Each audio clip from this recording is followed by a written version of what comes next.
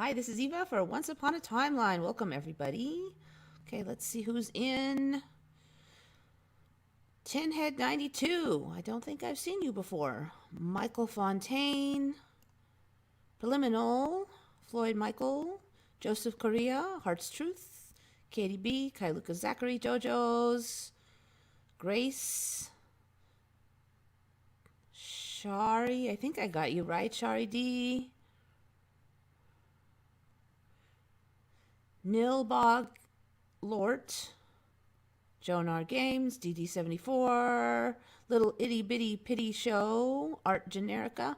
Actually, kind of a lot of people today. Welcome.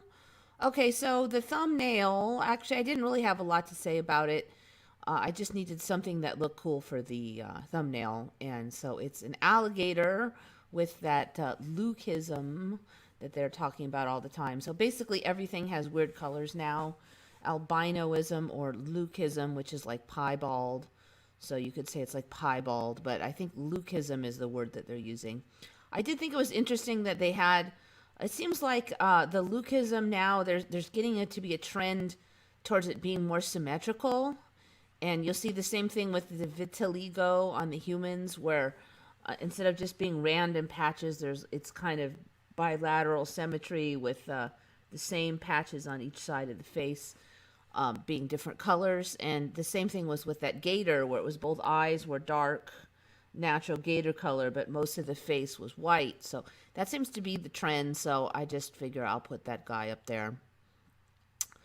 Okay, so first thing I wanted to mention, little bit of world news, not tons. A while back, we were discussing extra breathable style masks, and I did purchase this one in case anybody wants an extra breathable, not super thick mask. This is from Gatahagi Gifts, GATAHAGIGIFTS. It's on Etsy.com, which is ETSY.com. So you have to go to Etsy.com, ETSY.com, and then look up Gatahagi Gifts. And then this is the one I purchased. I purchased this black one because I figured it wouldn't look too thin. You wouldn't see through it and see my face back there, because black tends to cover well, like kind of, you know, you won't see how thin it is. This is the main image that you'll see.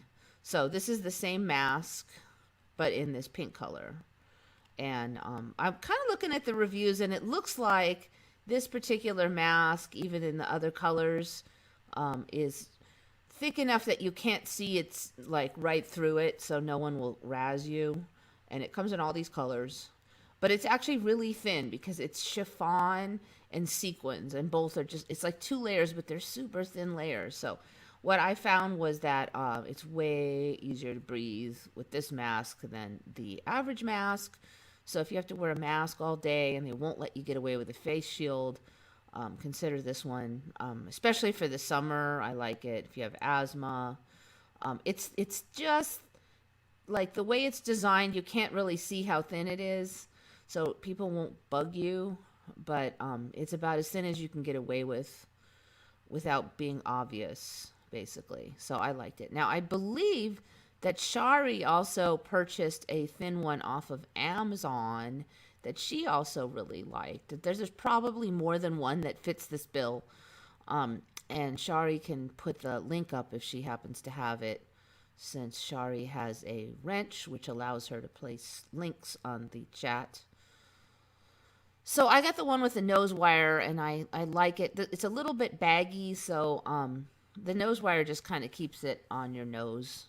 But it's not really invasive or irritating. You can bend it the way you want it and stuff. So I like the nose wire one, but yeah, you don't have to have it. I think this first image here is no nose wire, and this one might be with nose wire, would be my guess. Like this one I think has a nose wire.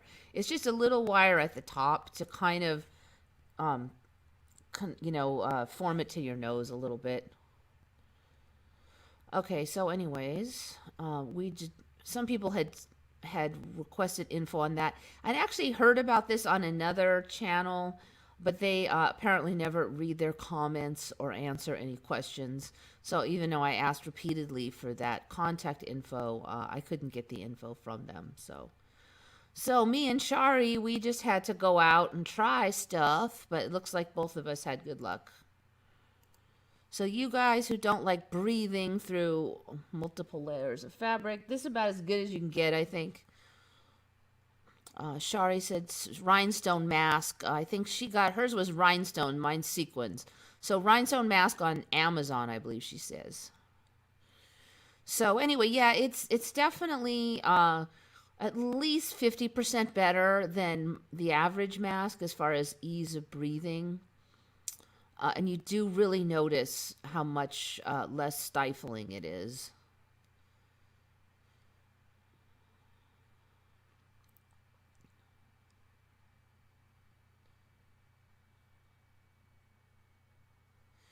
Shari will say it's silver woven in. Yeah, I don't know.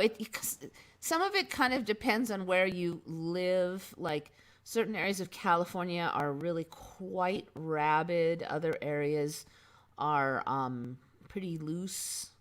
And my area is really not bad at all compared to some areas. But okay, so anyways, want to go over some info on the news is starting up again with how the hospitals are getting overrun and yeah and yeah and yeah. Supposedly Utah is burning in hell now or something from case-demic cases. And so I just wanted to clarify a couple things. One thing that the news is not doing is telling you, comparing this year with, like, say, November of last year before we had the control virus. So when you look at a hospital that's, say, like 90% capacity or even 105% capacity, or, people in the halls, one thing you've got to ask is, what does that hospital look like every year? Because there are hospitals that every year have too much population. Usually it's a poor region, and they just, commercial hospitals don't really want to go there because a lot of people don't pay, they're poor, and those places are underserved. And every year you have overruns at that hospital because there's not enough hospitals in the region. And so now, if that happens, they put that on the news and tell you that everybody's going to die from the control virus because Hospital X is 99% capacity. Well, what if it was 99% capacity last year, the year before, and the year before that? They never tell you how much it's changed from the years before. So what this person did was gathered the data from American Hospital Association Data Hub and the HHS Protection System, and they tabulated the average hospital usage for November from 2016 to 2018, the average November, and then they compared it to this year, November 1 through 9. So basically, they're just trying to see what we got this year compared to the last couple years, last 3 years. Okay, so what they found was 4.7% increase nationwide, which is not a lot, and well within, because every year it's like this. So you got to realize that it's, there's a couple things you got to consider when you look at that. Number one is, if anybody wants to get remdesivir treatment, which has been approved for the control virus, it is required for them to go into the hospital for 6 full days, even if they're quite healthy, because they give the injection. And I believe that was Trump that required that, even though it didn't previously require a hospital visit over 6 days, it now does. Now, he was claiming it's because that he wanted to make sure that nobody was just getting it when they weren't really sick or something. I don't know. Anyways, so that's going to raise hospital use as well. 6 days is a lot of days for a not super sick person to have to be in there. So anyway, so the average raise over the last few years is 4.7%. So the average utilization is 70%, which is well within the normal range. Ironically, Utah, which the news is pretending is rotting and burning in hell right now, is actually down 2.6% over here. And they're only at 56% use of the hospital. So that means like barely half full hospitals. I don't know why they're getting targeted for supposedly being in horrible condition, but they're actually one of the lowest hospital uses right now of any of these locations. Ironically, looking at the highest raises ones, like this one's up, Michigan, Montana, I believe this is MT, up 35%, but they're still only using 70% of their hospital. California is down 5.5%, and we're using 69.9% of our hospital. So we're using the same amount of our hospitals. And it looks like it's kind of in the normal range, is about 70% all the way up and down. And this is current utilization right now. So not much. This is just a normal year, basically. We're experiencing a normal year of hospital usage right now, despite what the news would have you think. Keep in mind when they talk about the COVID cases and the COVID hospitalizations, they only average about 7 to 10% of the actual hospital use anyways. 90% of patients are in there for other things, heart attacks, cancer, accidents, stuff like that. Okay. So another thing that was interesting is when you look at COVID patients, when you look at control virus patients in the hospital, they say 7 to 10%, but that's really kind of makes you think like all these people got sick and had to go to the hospital because of the control virus. But actually, about half of the people in there didn't even know they had the control virus. They were in there for some other reason. So the hospitals have a requirement now that or a standard procedure. I'm not 100% sure it's a requirement. I think you might be able to weasel out of it, but they're trying to test everybody that goes into the hospital, and I'm not sure if you can still weasel out of it or not. I know you could before, but basically they're going to want to test you when you go in there, just as a routine thing. And so about half of the control virus patients in the hospital didn't even go in there thinking they had the control virus. They went in there for cancer or a gajillion other reasons. And then they were tested, and the test came back positive. So, of course, then they are put in the COVID wards and are said to have the C, and now their statistics are they're in there for the C. They become part of that 7 to 10%. So 7 to 10%, probably then 3.5 to 5% are actually in there because they had symptoms of the control virus. The other ones are in there for other reasons and had no idea that they had the C virus and just happened to test positive, which is quite interesting, I think. So let's see, over the 898 patients, this is at Miami's, but from what I can see, this is about standard. Of 898 patients at Miami's public hospitals tested positive, but more than half of them, 471, were admitted for other reasons, largely emergency rooms, without typical control virus symptoms. Okay, so anyways, that was just interesting. Miami Herald's trying to spin that as like some horrible thing.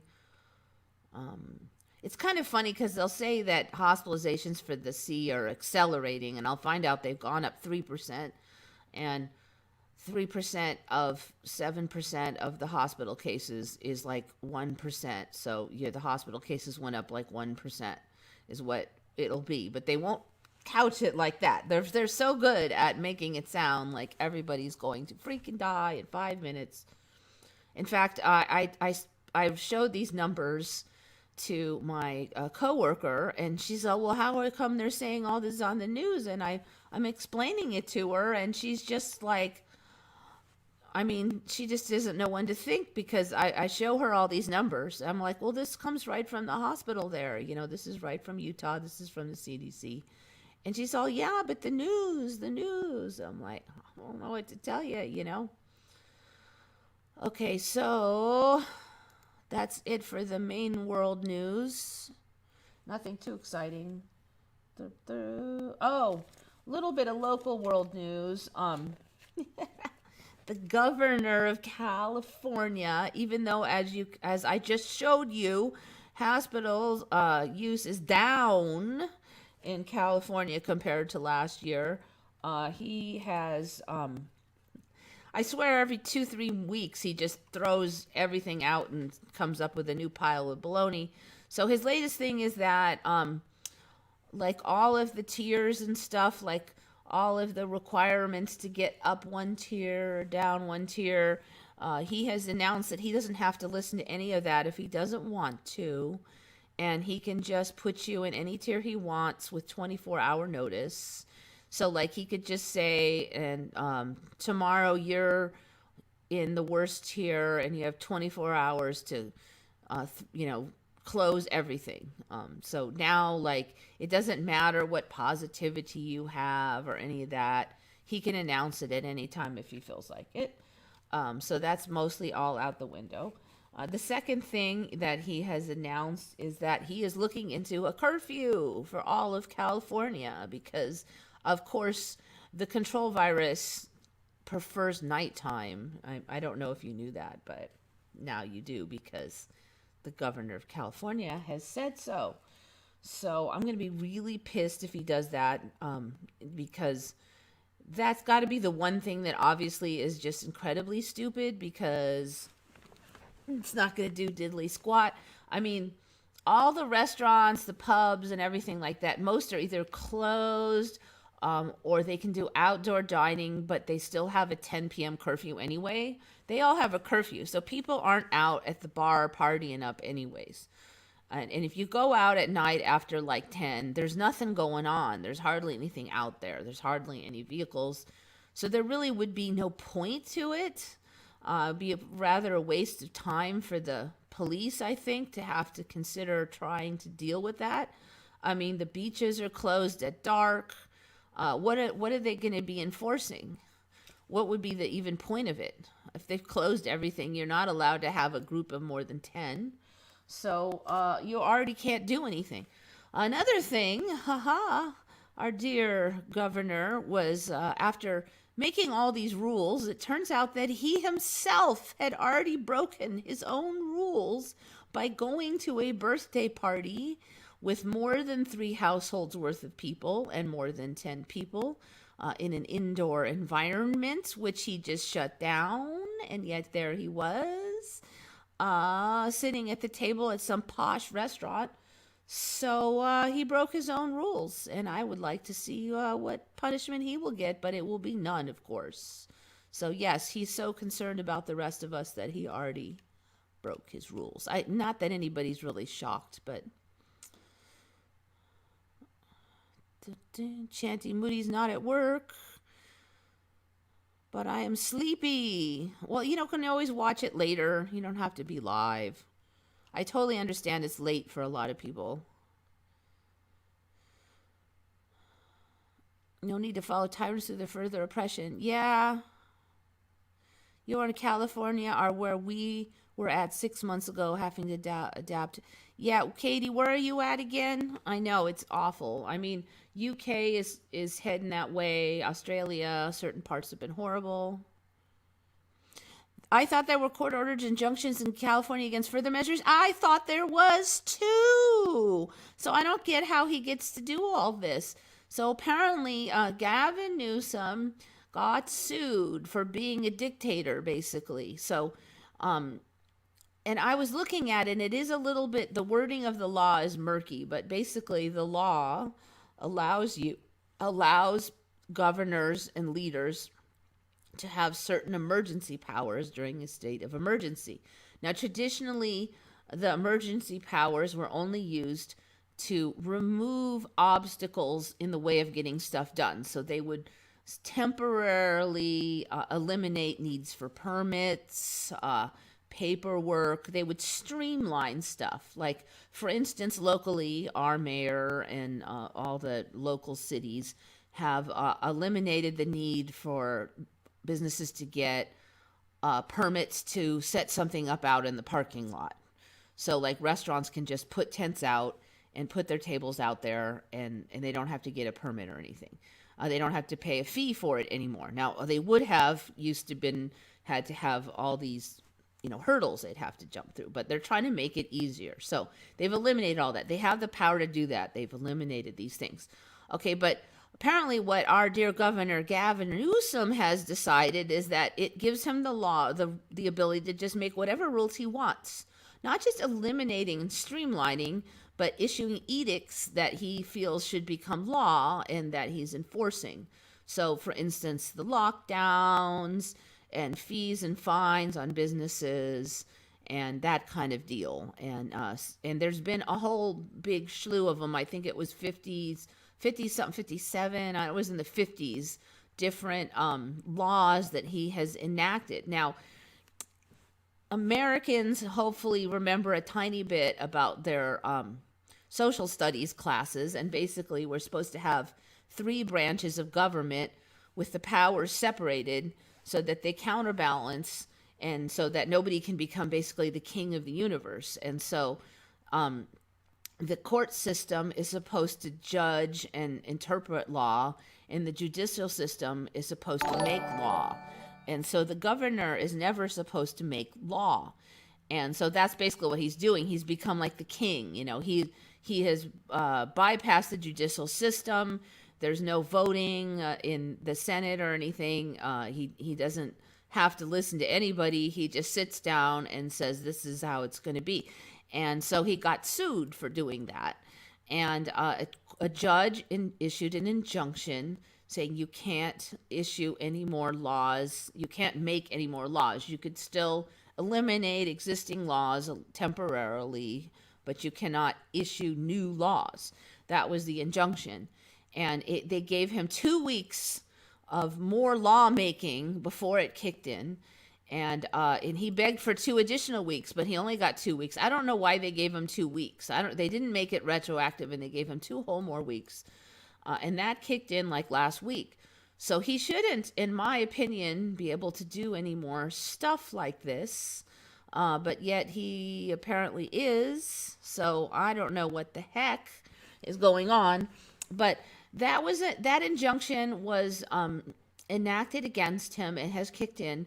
But apparently the court case itself has not actually trundled forward. So he can't do anything until it trundles through the courts. And that, I believe, the court case starts tomorrow on that. But I don't see how he's doing what he's doing, and I've been wondering that too, frankly. I haven't found the information. I mean, isn't what he just did on Tuesday? This was stuff he did on Tuesday here that I'm talking about. That should be, in my opinion, in violation of the injunction. So, yes, good point. And somebody gave me a couple bucks, so I thank you for that. I don't know where it's at. Chat revenue somewhere in here. There it is. Joan R. Games, thank you. It's 20 SEKs, which looks like it's $2.30. I very much appreciate it. Check out Rudolph the Tall White Alien, most recent vid on the Cove. Oh, yeah. Okay, you guys might want to check that out then. I'll just zoom by it.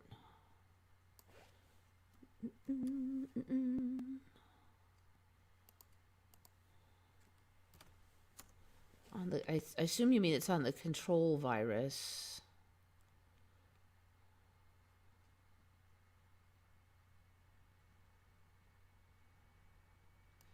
Whistleblower.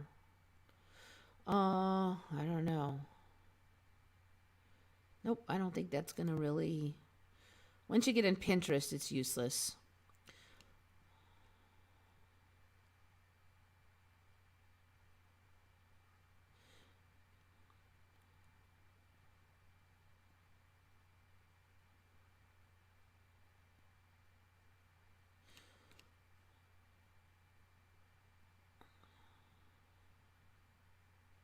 Has anybody heard of the Everlasting Storm? Tinhead 92. Welcome, Tinhead 92. Yeah, I believe that's that one where the lightning is almost every day and almost constantly. That one is a little older than me for me, and I've had it on the show a couple times. I think I found that about 3 years ago. It was kind of much talked about when we first noticed it. It's Tumbo something, Kumo Tumbo, something like that. I can't quite remember the name.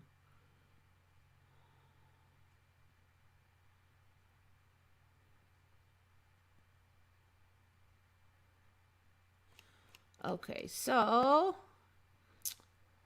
remember all those jokes about let's see. I don't know if this actually started the last election.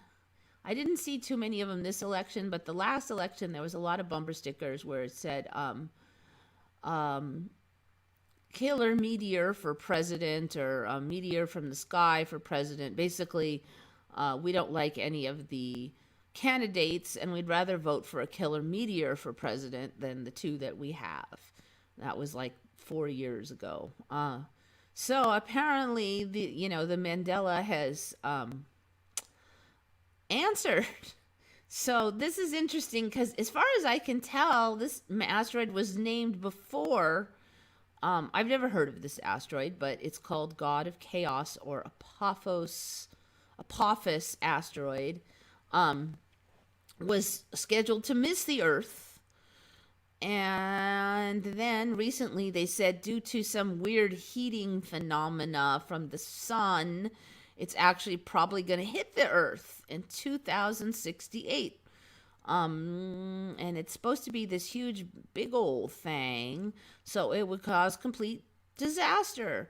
Apophis is more than 1,000 feet wide and will have an effect of 880 million tons of trinitrotoluene TNT exploding at once. Apophis was detected by astronomers at Kitt Peak National Observatory in 2004. It's been tracked ever since. They have concluded that the speed of the asteroid has increased due to a phenomenon known as the Yarkovsky effect. The body of the asteroid heats up in sunlight. It emits energy away like heat, which serves like tiny thrusters for the cosmic rock. Astronomers said that an impact in 2068 was impossible before the new observations, but now astronomers have changed their tune.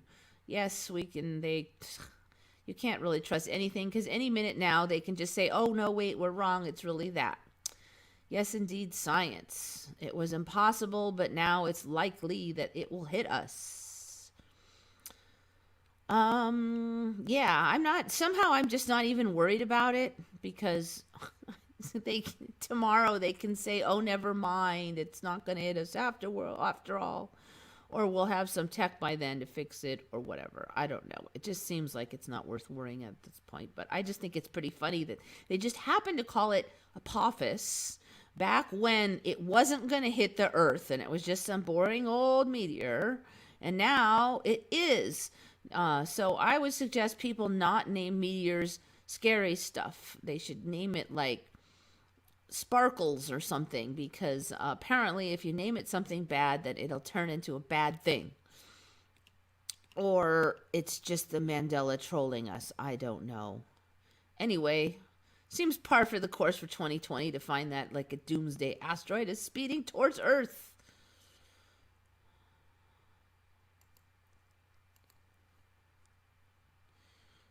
Elon Musk can send up another car after. Yes, I think he should throw cars at it. That should counterbalance the heating of the sun style thrusters. If we can't counterbalance the heating of the sun, we suck, especially by then. Yeah, people aren't paying any attention to Elon Musk right now. I mean, everybody's worried about the masks, and I think the masks are just a distraction. I mean, they're training people to obey, and they're training people to point fingers, and they're getting people to argue, and they're, irritating.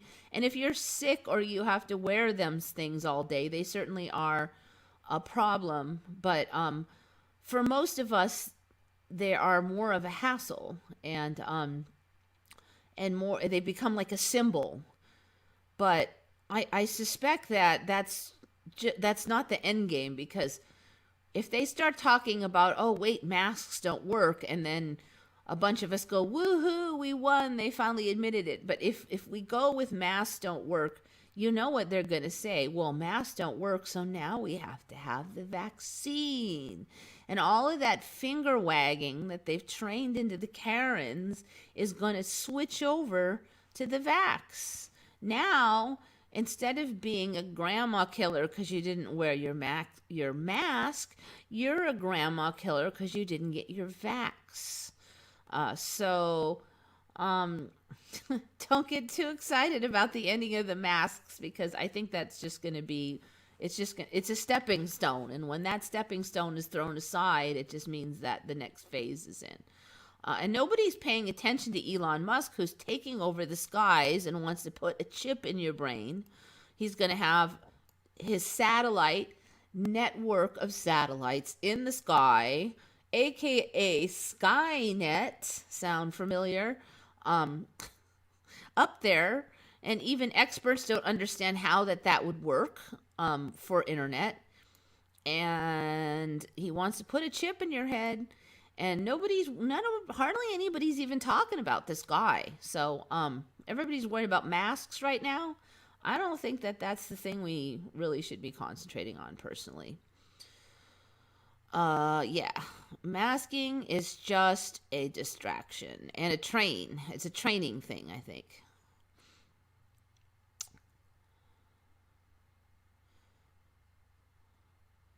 Ever heard of a wish sandwich? Yeah, they get everybody wishing for the end of the mask, and then they got something else for you lined up.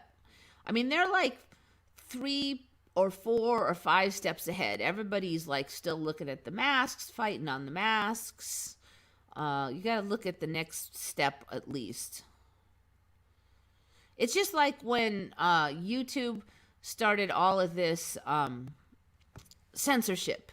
And everybody's like, we got to do something, something should be done. This shouldn't be allowed. Well, what do you think's going to happen if you let the government come in and control YouTube?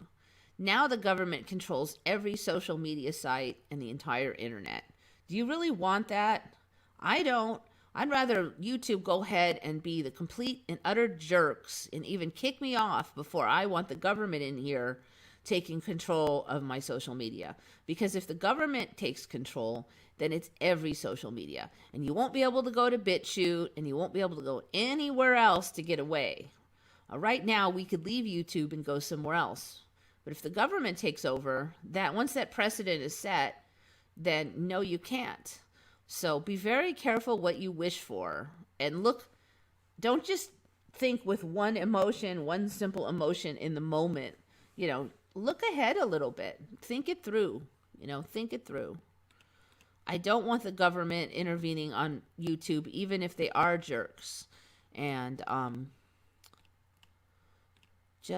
don't know. I don't know what we can do about all this, but just be careful what you ask for, at least.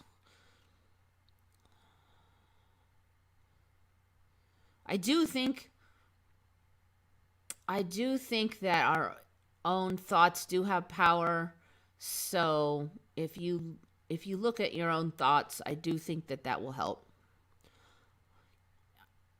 I think there's more going on than just the outside that we see, because otherwise they wouldn't have to be sneaky like they have been. It's actually a space fence, half of it pointing outward, half the pointing down. It's very scary. The astronomers are PO. Yeah, I don't know. The thing that I was looking at is just that, like, internet specialists and stuff don't really get how this is going to really do much for the internet, and they don't really get it. What he has said publicly doesn't make sense with what they think would work, and so they don't have any knowledge of what his system, how it would operate or do what he's claiming. So I find that very suspicious. And considering this is somebody who wants to put a chip in your brain and somehow got permission to do all this from the government, how did he even get permission to do all this? As a private enterprise like this, when did he get permission to cover the skies with his stuff. Why did the Soviet Union and all these other countries all just like let him do it? It's very suspicious. You would think that they'd be all distrustful of it, wouldn't you? I mean, if I was Russia and some guy was like covering my part of the planet with satellites with some kind of weird electronic network system, I wouldn't like that. So how did he get that far even? Where did he get all the money? Very suspicious. So he might be the real Mark of the Beast dude too. That'd be the other thing is everybody's yelling Mark of the Beast, Mark of the Beast, Mark of the Beast until until it's like the wolf, the boy who cried wolf. You keep crying it, and then until nobody listens, then they'll trot it out. So just be really careful.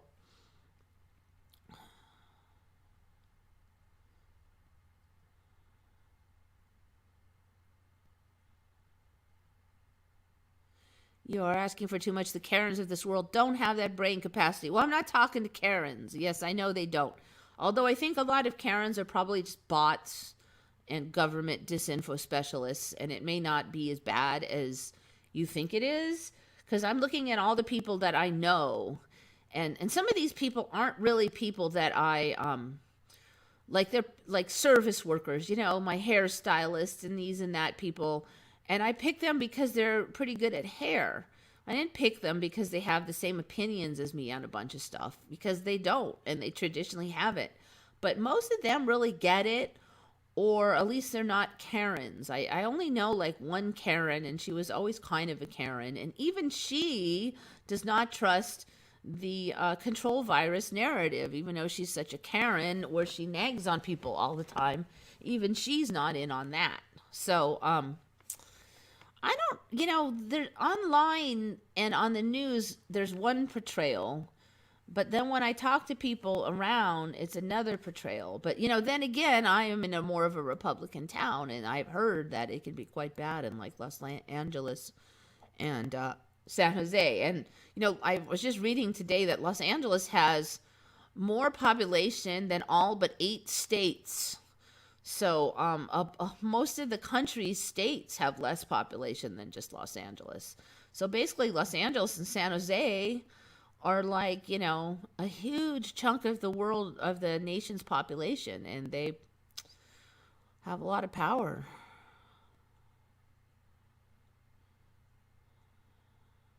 Somewhat unfortunate if your name is actually Karen. Yeah. Oh, that sucks. There was people with names that were ISIS. That sucks. People named Chad. That sucks. Yeah, it sucks. It does suck. I would just come up with a nickname and start using it, would be my suggestion. Someone wolf, someone rang. I don't think I said wolf. I think you're hearing things dark. I was listening to Dolores Cannon video from 2010. She was explaining stuff that's happening now. Yep. If anybody hasn't listened to Dolores Cannon, and you can see Shari's got it up here, DOLORESCANNON video. It's on YouTube. There's a fair amount of free video. She describes a lot about. It wasn't called the Mandela because this was a long time ago. But she basically very accurately describes a lot of what we're experiencing right now. And according to her, it's like a splitting of the earths where like the negative, like bad, I don't know, I don't want to use that word exactly, but I don't know, what were you going to use? Bad people kind of go one way, and the more positive people evolve in a different direction. So, and she even said, like, people will just drift apart if they're not going in the same direction, and they'll just lose track of each other or whatever. She also talked about timelines, and she talked about reality shifts, and a lot of the weird stuff we're seeing now. She talked about new things showing up in our reality, like mysteriously, and basically she described the whole Mandela.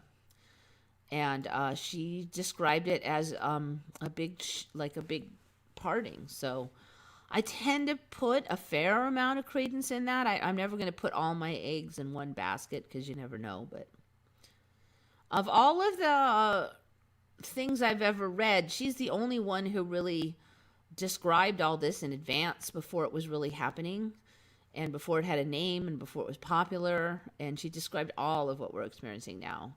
And some of it, she described it before it happened. So very interesting. The Healthy American is a new spokesman with a lot to say. Yeah, I've seen some of hers. I don't know what to think about her. She's very polished and she looks very professional. And sometimes that makes me a little nervous about people as not being maybe a regular person. But, you know, some of what she says may not be, like her interpretation of the law is questionable sometimes. But she definitely has her finger on the pulse of all the baloney. So it's worth watching. She doesn't talk for a long time, so if you just want sound bites. Dolores was very accurate about the body changes, too. Yes, yes. Idaho Quantum Potato. Boy, there's a lot of people in here. Tony Starna, Silver E55. A lot of people that I don't recognize, too. Interesting. Or one's in The Vampire. I refuse to say the whole name today. I'm just not in that mood. The Vampire is in King Craig James. Okay, so I think it was like a year ago I talked about how I didn't recognize this thing, which is this Jewish thing where they put this tiny black box on their head. It's called tefillin. Hopefully I'm not killing the pronunciation too bad. So here's a guy with it on his head. So they're supposed to put little snippets of scripture in there. You could put it on your arm. I had never heard of this. It's totally insane. But you know that giant black box that the Muslims walk around for the. I don't recognize that in my original timeline. It's a little older than me, but anyway, so that was new for me. So I had kind of all looked into their traditional garb because all I remembered was the yarmulke thing on the head, the little hat thing, which is like this guy has one. Although I remember they're supposed to be black, and so sometimes I'm a little confused in this timeline that they have more variety than I remember. Funny that this one slid in there, so now they've got 2 Mandelas for me. Okay, so anyways, there they are. Pretty strange for me because that wasn't in my timeline. So I did look into that quite a bit then, and what I didn't find that I stumbled on today is this, which is called Stremel. Hopefully I'm not killing the pronunciation. So they now wear these. Okay, yes, I remember fur hats, but not this. I mean, not like Insanity Land style hats, okay? And not only is there Insanity Land style hats, but they don't have to keep them as fur. This guy's wearing a giant popcorn one, and that's allowed. So and this is supposed to be religious, but apparently you can have like style trends. So I saw another one that they had like a box full of like money bills in them. And then another, I don't know, popcorn must have been a trend because there was a bunch of them. Here's another one. And you can have them in different colors. But these are supposed to be like super religious iconography for your like best wedding attire or something. And so these are the fur ones, which are a little more traditional. So basically you have like a giant fur wedding cake on your head. And these things are supposed to be quite expensive because these ones are real fur. And they'll have, there's like religious significance to the number of animals that go into making them. So they have like certain numbers need to be used for religious reasons. Um, anyway, it's pretty. This was not there when I looked in this last year. These things.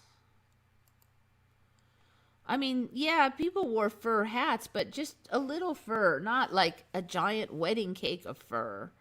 And not like popcorn ones and dollar bill ones. And I mean, have you ever seen that before? That's pretty bizarre.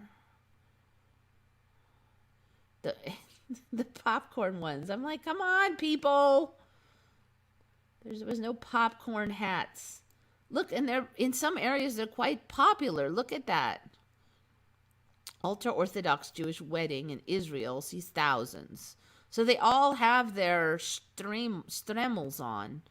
I have never seen these things before.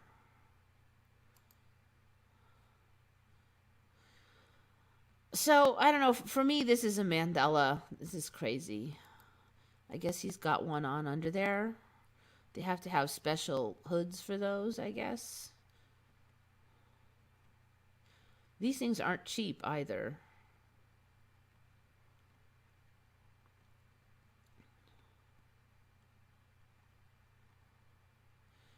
I couldn't tell if this was real or not. Literally could not tell if this is really on his head or if it got photoshopped in, because the popcorn one was real and the dollars one was real. They were, and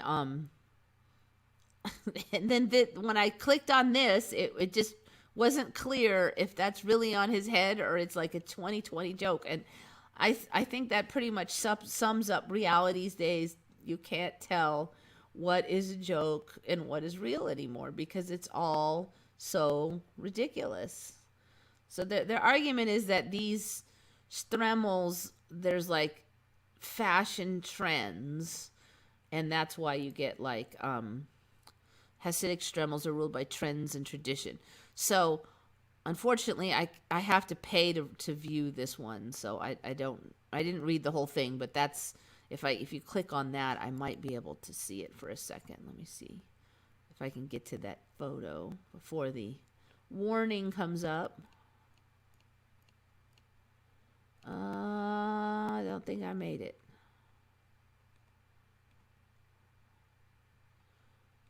Nope, maybe it wasn't even on that one. Huh, okay. Well, somewhere I saw that one with the others. Sometimes if you just click around, you can find weird stuff.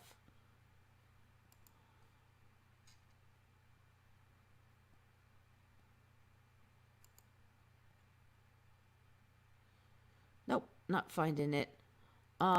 Okay, here we go. This one's got money plastered on it again. Purim hats. A lot of these look like they look like cotton candy or something. I don't know.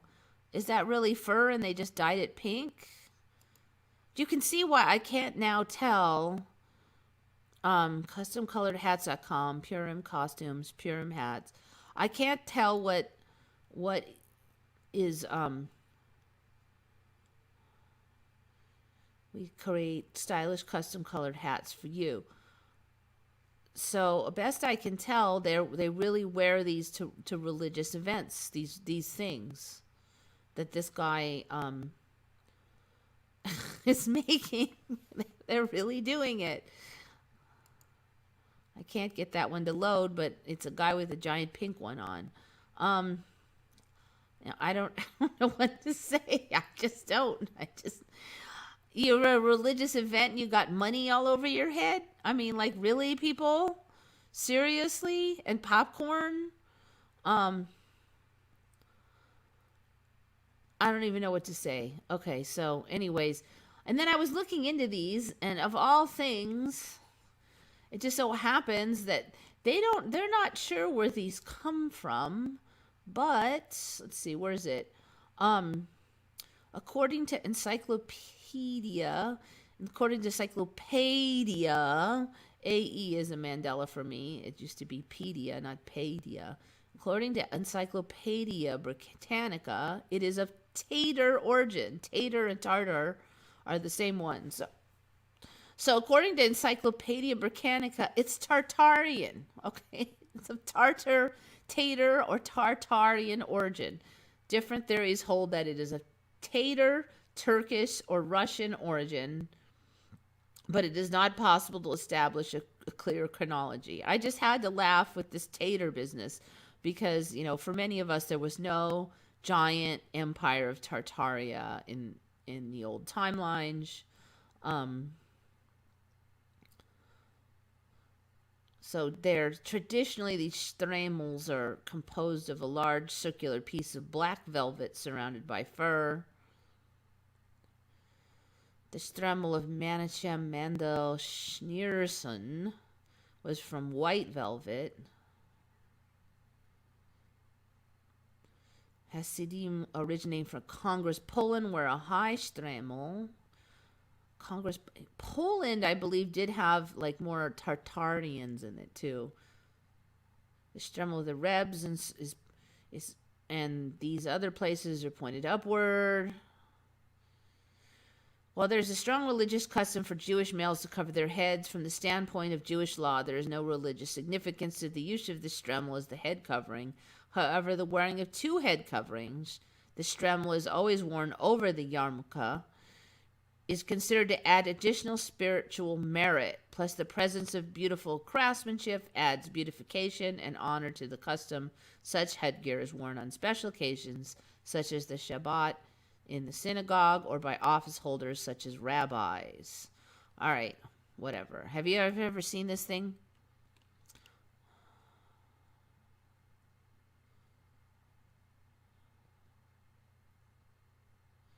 I'm Polish, and those hats still aren't normal, just saying. Well, you'd have to be Jewish, I guess, but I don't know. They're saying it came from Tartaria, but I don't remember seeing that in Tartaria or Russia either. I've seen so many maps and even people talking about Atlantis being the same as America in the last 3 weeks. What the H did this come from? I don't know. I saw it on another stream and then I published it, and then I published it on our Tartaria because it was so hilarious. I'm not actually, I'm going to go through some geology stuff in a bit, and I'm going to give you a theory where I wonder if Atlantis might be that Hyperborea thing. And I do see something that might be Hyperborea that's turning into Hyperborea. Turns out tartar sauce will be the answer to most questions. In this timeline, tartar sauce is taking over the world. You can't make this stuff up. I mean, look at those hats. They put money all over them, and then they go to the Shabbat. I mean, come on. How blatant is that? I mean, really. It's just like everything has got to be blatant. So Tartaria, I don't know if you guys, Art Generica, maybe you're not following it, but, or Tony. It's just like a very large region that now exists on old maps. And it covers like the top part of China into Russia, up higher towards the north of China. It was a huge region, and it's just called Tartaria on the old maps. And most of us only remember Tartars as being a small segment of Russia, not like an empire. Basically, this was an empire bigger than any other region in the entire world at that time.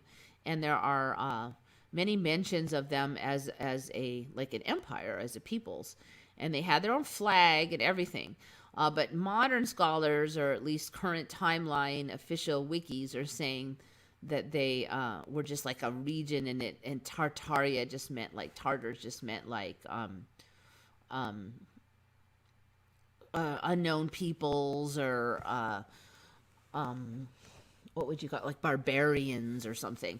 But I'm like, if they're just a random batches of barbarians, then how come they had like rulers and and they had their own flag and all this stuff, it seems unlikely. And if you look at the history books currently, it sounds like they're an empire, basically. So, well, it's a Mandela because none of us remember that being anywhere in our history before. It is now. Tartarus was in Greek mythology. Okay, so there's actually an old, like from the like 1903 or somewhere around there. There's an old dictionary entry that says that they were called taters, Taters, and their enemies didn't like them, so they changed their name to Tartars because of Tartarus to make it sound bad. So basically, they were originally called themselves taters, was that dictionary entry. I mean, who knows if that'll hold up long term, but that's why I say taters or tartars. Same diff. But Tartaria was a newer empire. Well, you know, when was it? It was, a few hundred years ago. Tater tots. Yeah, they're tater tots. They invented tartar sauce and yeah, it's supposed to be Tatar instead of er, but yep, who the heck knows? Invented tater tots. Tater tots with tartar sauce.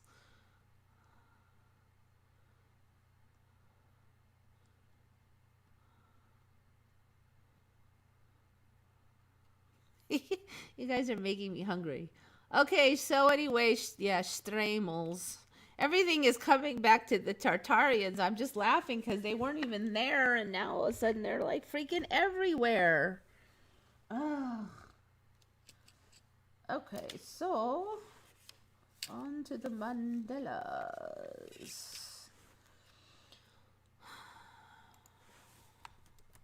Have you guys ever heard of Shepherd tone? Shepherd tone, Tone. Let me just make sure you can hear it. I think I have you set. Desktop audio on. Yeah, it should be good. Hopefully I won't get a copyright for this. They don't own this, but some people think they own it. Okay, so Shepherd tone.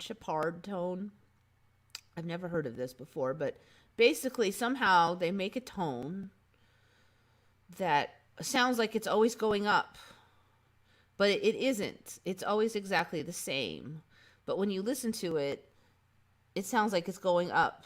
You think your brain would catch up on it and go, wait a minute, it's not really going up.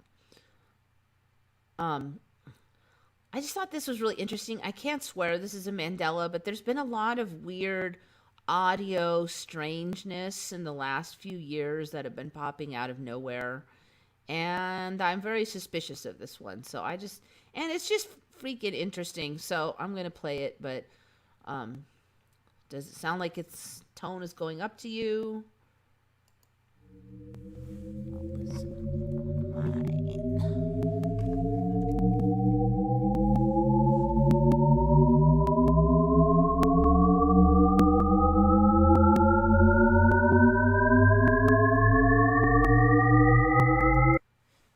I don't want to play too much because copyright and all that jazz.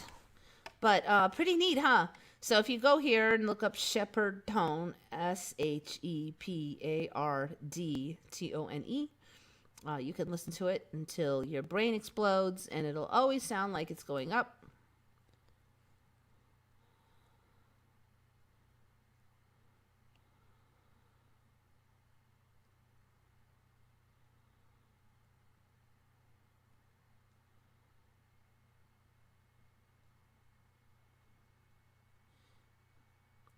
Mash some taters, put them on some meat bits. Well, now cannibalism is not cool. Hey, somebody gave me $5, $4.99. Thank you, Julie's Journey. Very much appreciate it.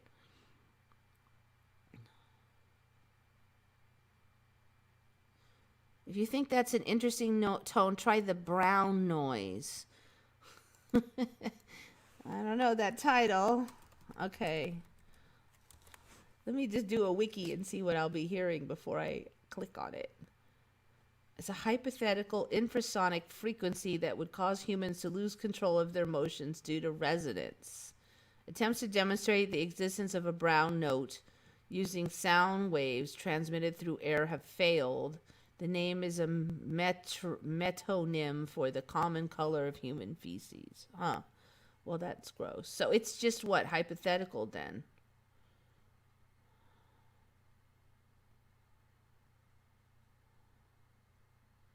Has been bubbling under the surface of popular culture for decades. No, I've never heard of that, actually.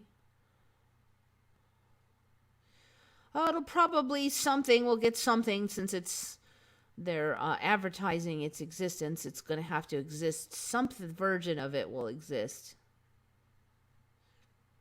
Can it really cause instant human diarrhea? Well, I'm not playing it if they have it.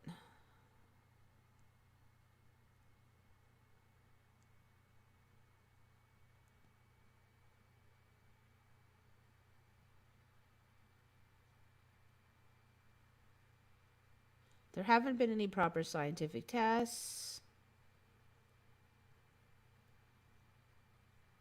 There have been tests on the effect of low-frequency noise on people. There has been some effects on task performance and productivity, but the effects aren't very big.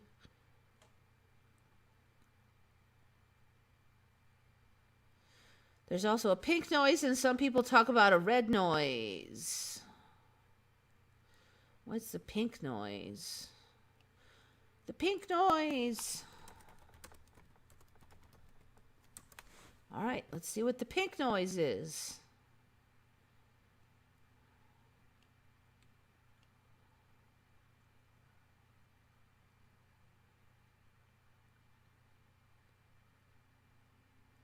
A sound note used to mask unwanted noises in your environment. Emphasizes lower pitches than white noise. Ooh, here's a bunch of them. There's a black noise and a white noise. Nature's full of pink noise, rustling leaves, steady rain, winds, and heartbeats. Pink noise sounds flat or even.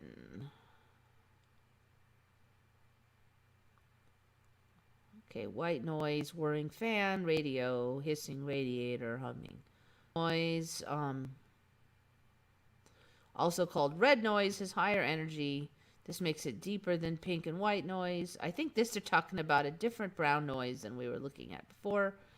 Lower, this is more like red noise. Low roaring, strong waterfalls, thunder. Black noise is an informal term used to describe lack of noise. It refers to silence. Okay. Blah, blah, blah, blah, blah. All right, we're getting off the beaten track here.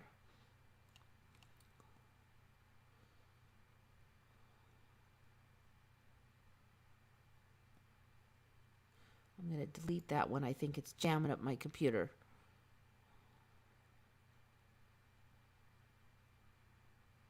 Yeah, the only one I've heard of is white noise, rainbow noise. Yeah, I'm sure it's coming. It's coming. All right, so that's shepherd tone.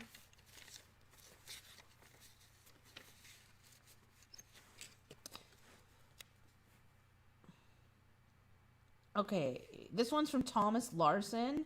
Apparently, Earth has a plasma field now. You've heard of like the polar wind, right? But that was just like ionized radiation, but apparently now it's reached a level of plasma field.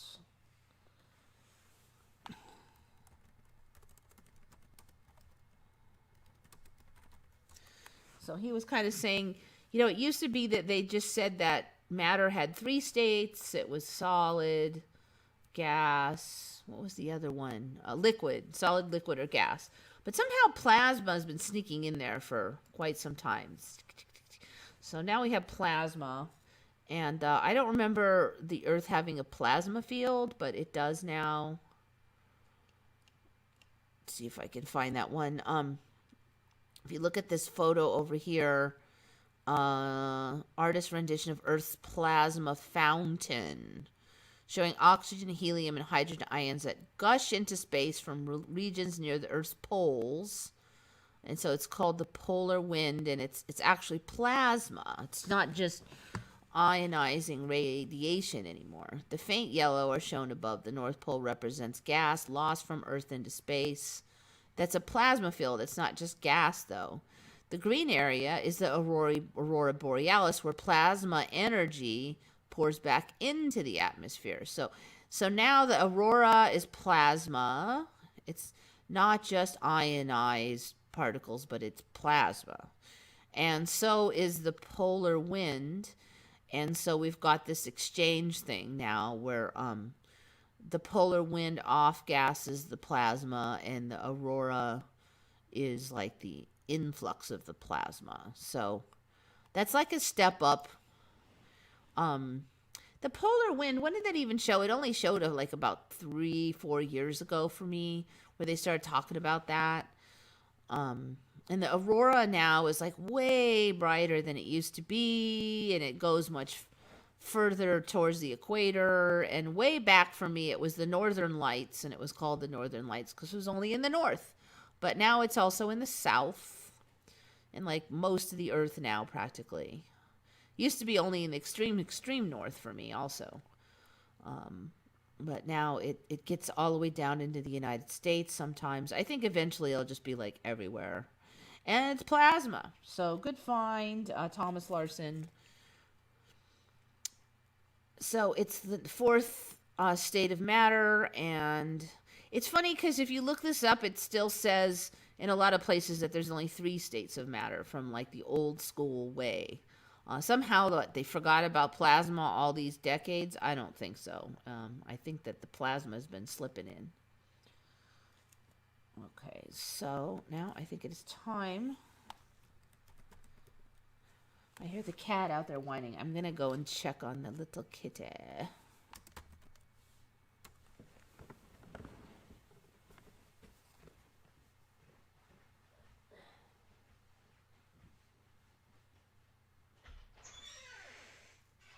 Who's out there whining? I hear you.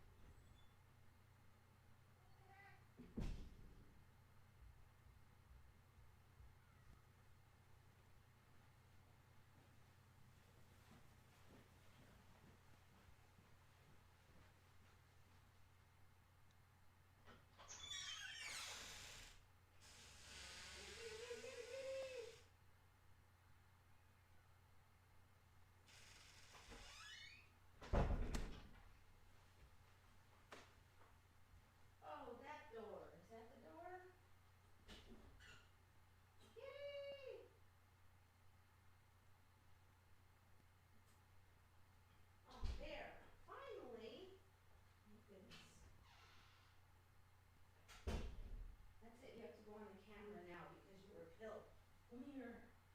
You should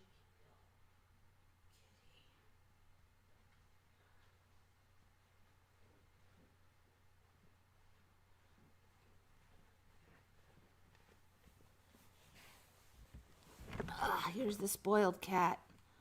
Let's see if you could see him.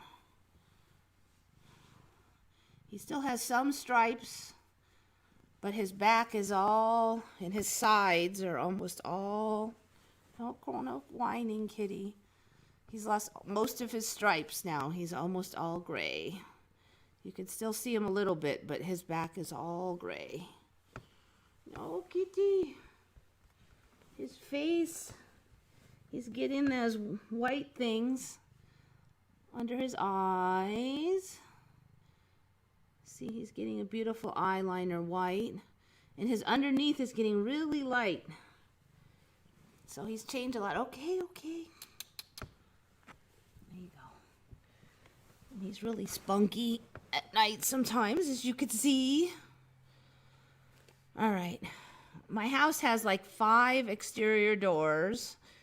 And sometimes it's a little hard to figure out which one he's meowing from. So today was one of those days.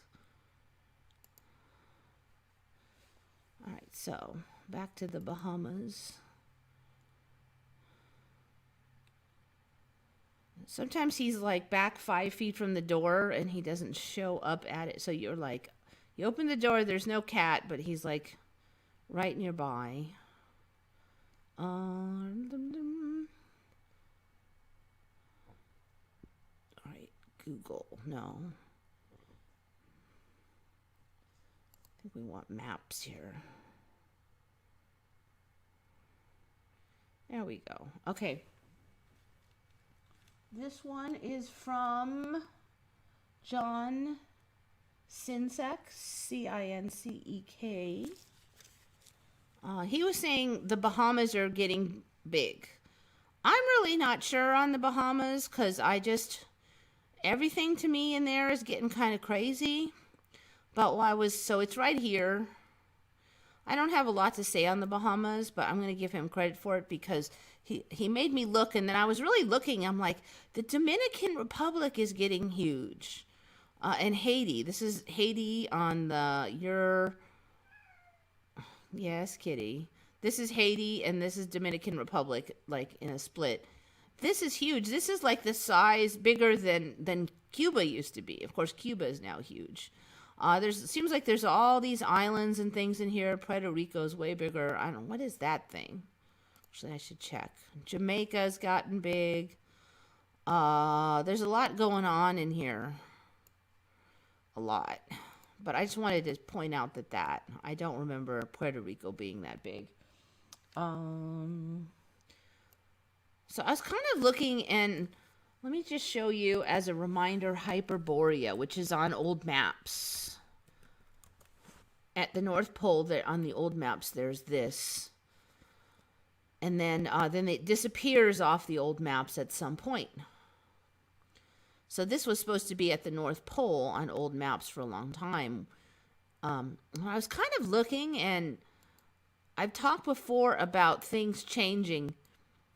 And this is something that's new for me. I actually traced out Canada about 4 years ago, and it's been changing quite a bit. And one thing that was not on my old I didn't really trace it. I hand drew it from looking at the map, and I did hold it up occasionally to make sure that things were in good proportion, but it's not an exact tracing. Because I was afraid if I traced exactly, it might be subject to change. And so it has not changed. This thing was not up here. I think this is called like the Elizabethan Islands or something, this pile here. It's been changing quite a bit. Look at Canada. It's not even have any white in it anymore. When I first did this, Canada was white except for this just a little strip down here by the border. And then I was complaining or saying that it was losing its whiteness a few months ago. Look, it's not even white anymore. All these islands up here are rapidly losing their whitening. And now Elizabeth Islands, this swath here is changing very rapidly. So when I looked at this, say a week ago, this greened area was only half the size it is now. So it looks like it's going along where all these waterways are. But I was kind of looking at this, and then I was kind of looking at this. Okay, so there's 4 exit points on this one, and there's only this one and this one and this one here. But if one more of those were to grow, and this is really like almost right on top of the North Pole now, as is Greenland. So the North Pole is like right around here now. So this is developing to a point where you could say that it's Hyperborea almost now. So like North Pole right here.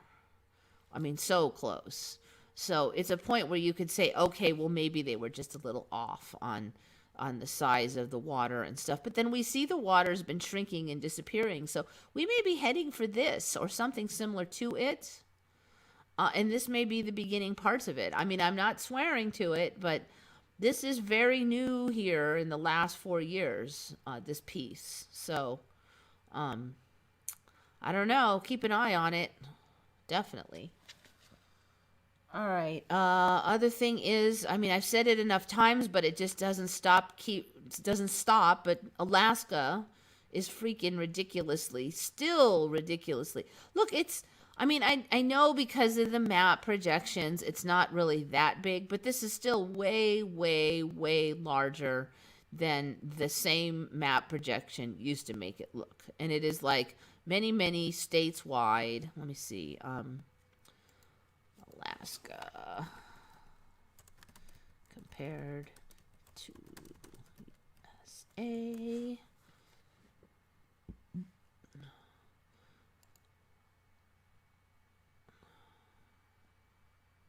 Okay, so that's how big it is now, which is like a California plus a Texas. So it's still quite large. Way larger. And like I said, in my old timeline, California was the largest state. Texas was number 2. I don't remember what number 3 was, but now you can see that Alaska is by far larger landmass wise than either California or Alaska, and maybe the two of them put together. But California used to come way up here, and was a huge chunk that California had, and now it's maybe even, I don't think it's even half the size it once was. Okay, so Alaska, though, still getting huge. That's what I want to say. I know it sounds like a broken record, but it just keeps going. I've covered other stuff last week, so I'm not going to go over everything, but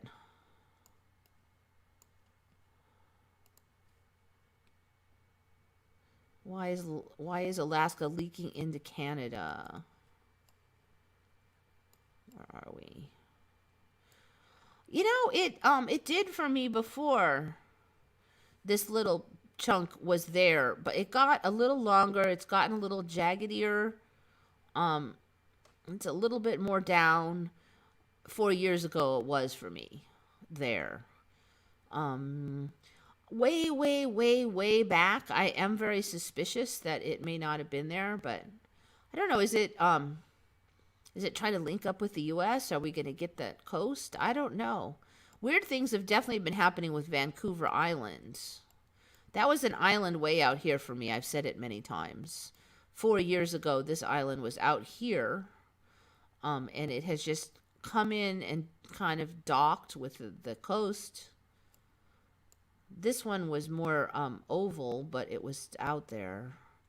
This stuff was attached more to the mainland. It's been breaking off and drifting out.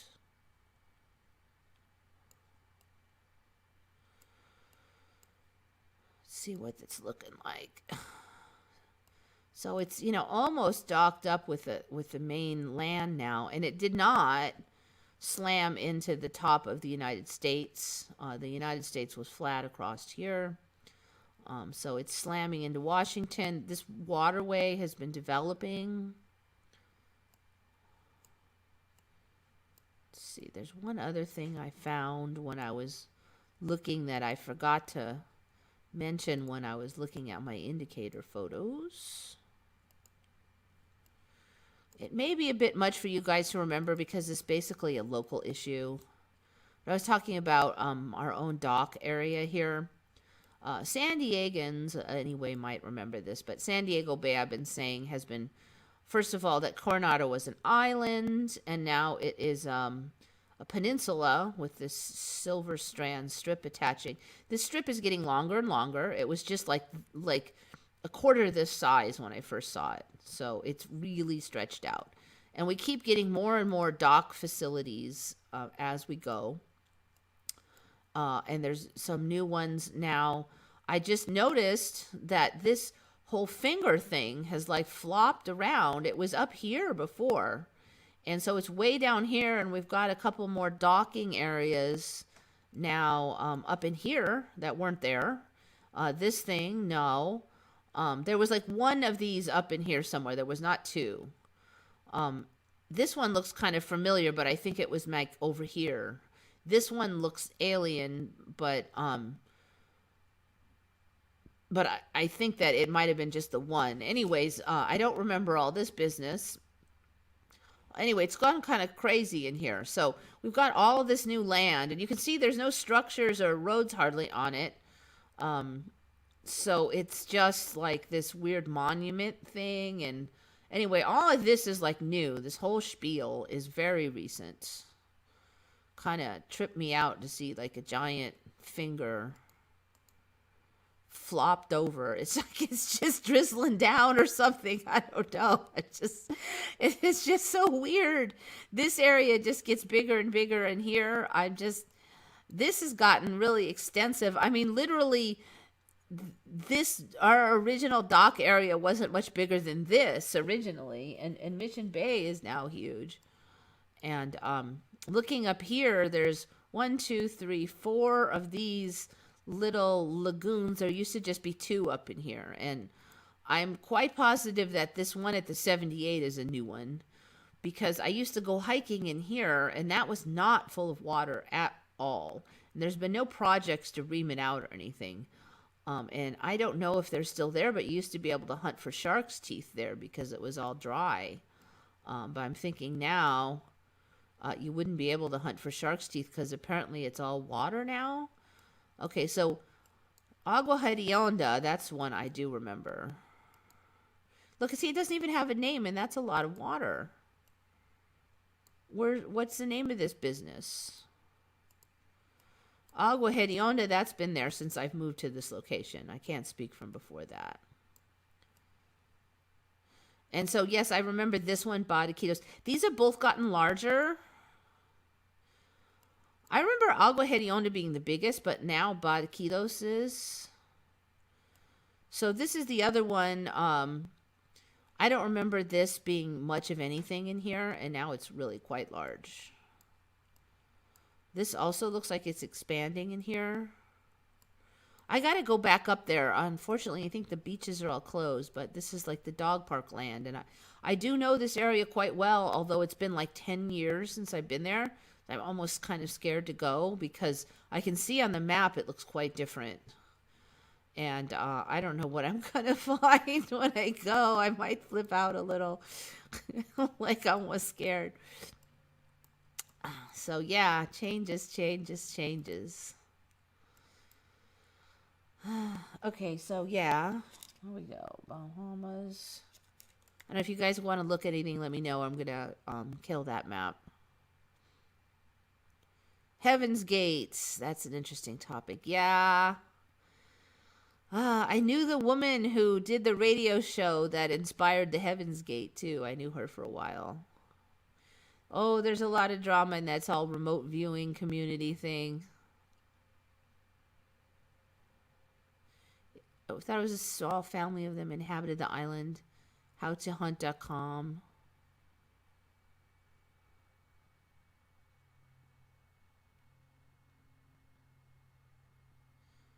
Water shapes land masses.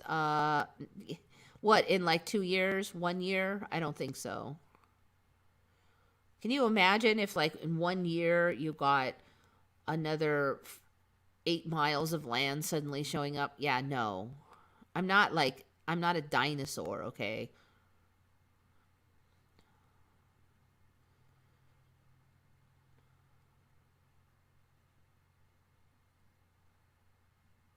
The whole American continent is leaning further to the right. Should be your left, I believe.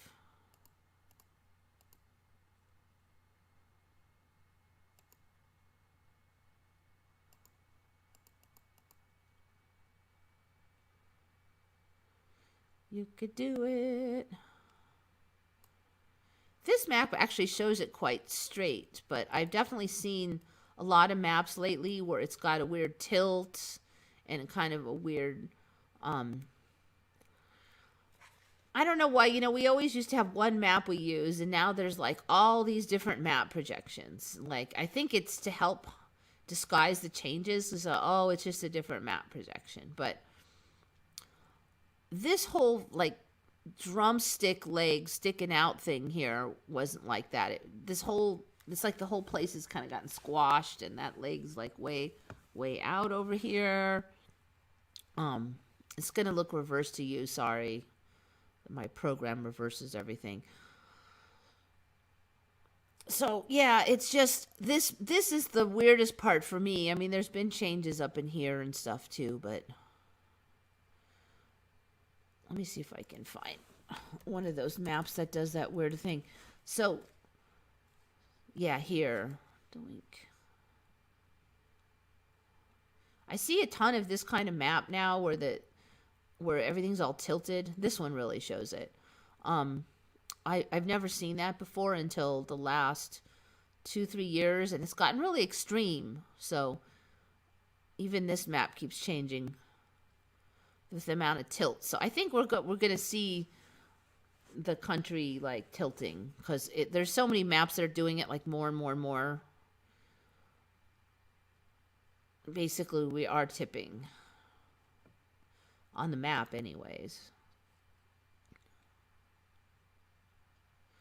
Rockhound Diva, that's me. I don't know where the subject is, but that's me.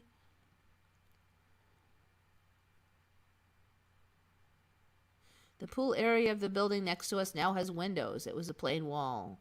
Personal MEs are skyrocketing. That's been my experience the last 6 months, is that I don't see as many global MEs, but personal MEs. So is our own regions like the last change? There's just been a lot. Lake Erie used to be the small one. Yeah, a lot of changes there in the Great Lakes. I've covered those at a lot of times. I remember half of Baja being in California. A lot of people have said that. I do remember there being a Baja, California, but I won't swear to it because I didn't know the South very well when I lived in the North.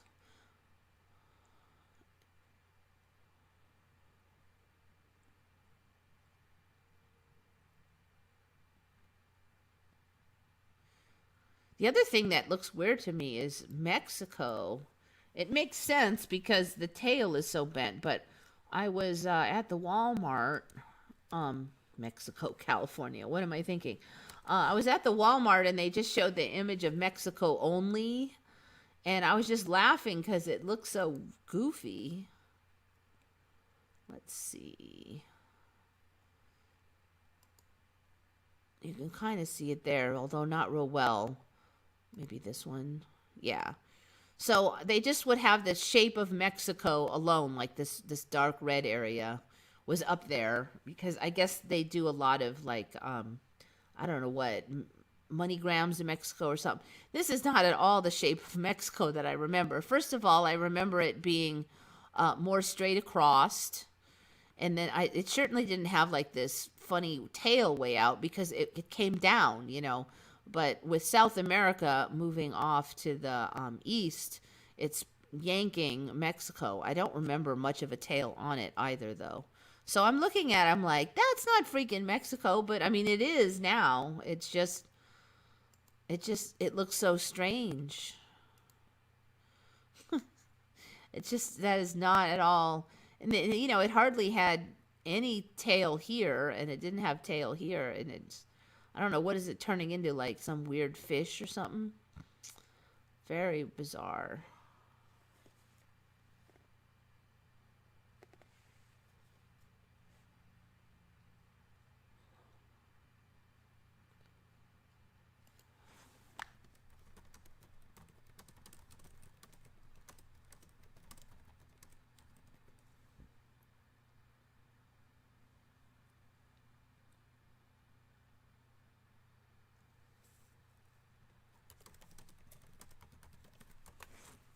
that's enough.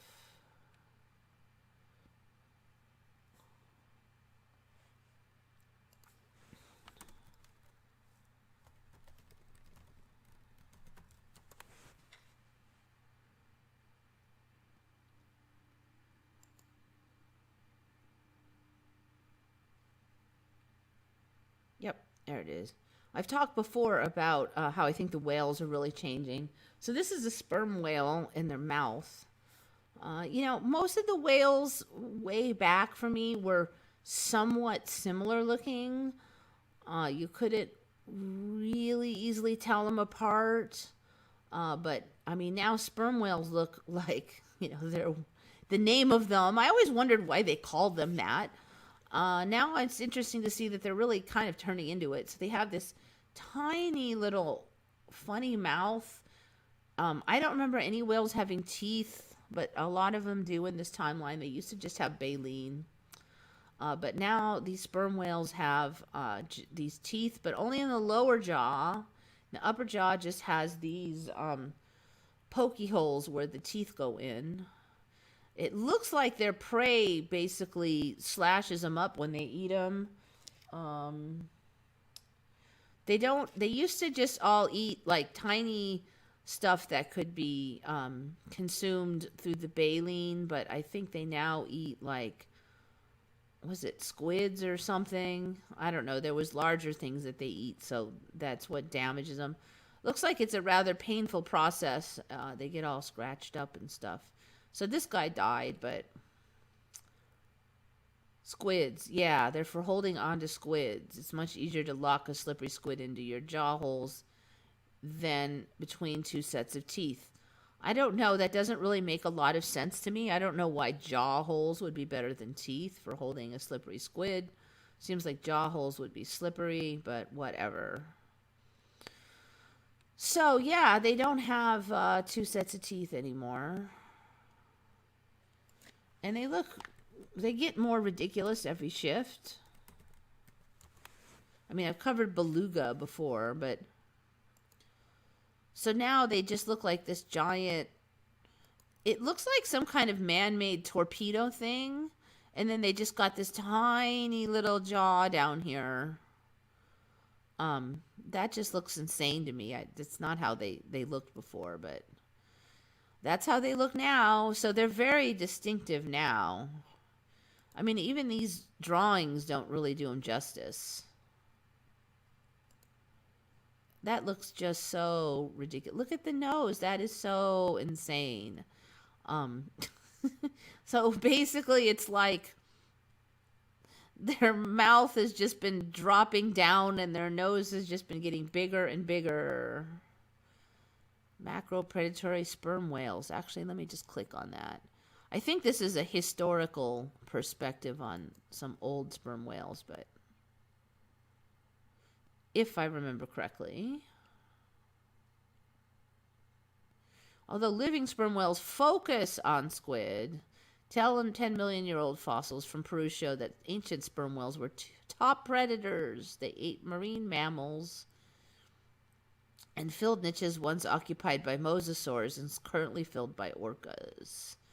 Well, I wouldn't really be surprised if now they just focus on squid, that we will find that they eat more and more weird stuff. Anyway, just crazy. They didn't look like that for me.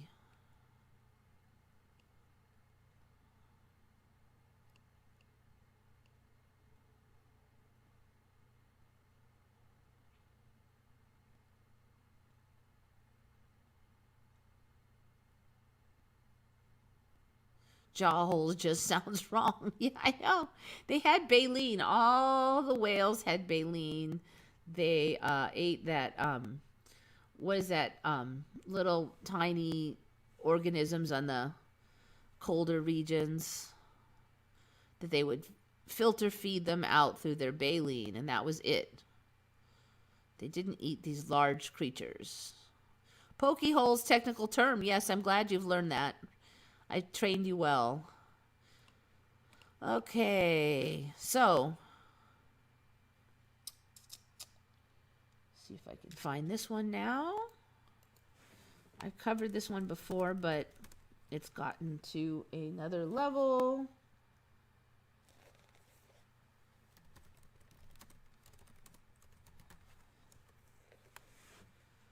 All right, I think this is the one. Yes. Okay. So I've covered the hairy that elephants are growing hair, but they've gotten more extreme. So I wanted to put one up of the more recent hairy beasts. I mean, yeah. I don't know. I think we're getting what do you call those old school ones? Supposedly extinct hairy elephants are coming back in the current reality. Now, a word I've been hearing a lot lately is atavistic, atavistic. Basically, we're seeing animals that look and very strange, and they're blaming it on their, like, a throwback to the primitive ancestors. And I just didn't used to see that very often. In fact, I never saw it or heard of it until the last year. And now all of a sudden, all these weird images are showing up, and they're, oh, it's probably just atavistic, like it's like a throwback to its ancestors. But I think that's another terminology that's being used to hide the Mandela changes.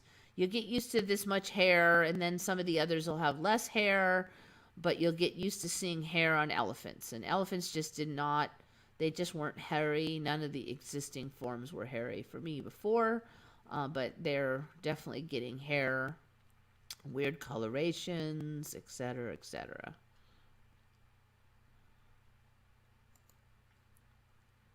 Woolly mammoth. Yeah, that's the word I was looking for. They don't have a reason for it. People are saying, well, maybe it's atavistic, like it's a throwback to ancestors. That's why I was saying that term keeps coming up lately. So they're just saying, oh, it just happens to be a very hairy elephant. Okay, another one. I don't know if this is just a Mandela for me, but and she's not really well known, but she has been in a lot of drama in recent years. Not the good kind. Amber Heard, that woman who's kind of a model, and she's in some movies. How do you spell her last name? Because for me, this has changed. So I'm just kind of curious how you guys remember. No cheating, no looking now, just from memory. How do you spell her last name? And beyond her, I've got one more, and then I'm about done. It might be like the fastest I've ever done this.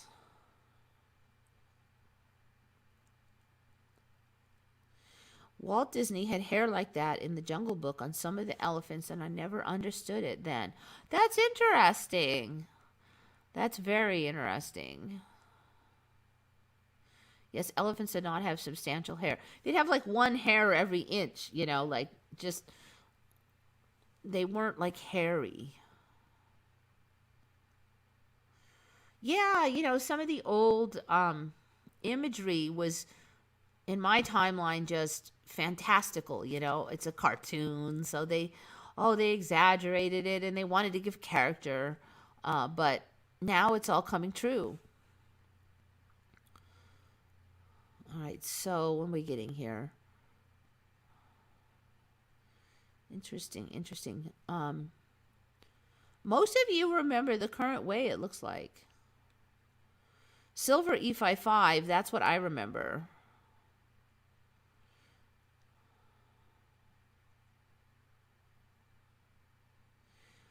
I really remember her as HERD, and I remember it being a weird spelling, and I had to remember it.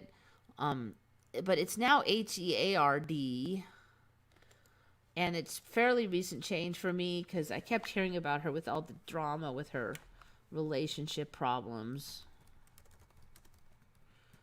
So I was just laughing when I saw her pop up again recently. This is her. With this extra R in her name. For me, it was HERD. Until, I don't know, a few weeks ago. I'm not sure exactly when it switched, but it wasn't long ago at all. Because she gets herself into the news because of the drama. She just, you know, There's always some kind of drama going on with her. Okay, yeah. See, Silver E55, you're the only one I think that remembers it my way. That's interesting. I thought it's funny because sometimes I'm like, oh, that's huge. Oh my god, and then all you guys are like, nah, didn't change for you. Other times I'm like, oh, I don't know if anybody is really going to see this one, and then you all do. It's very hard for me to predict.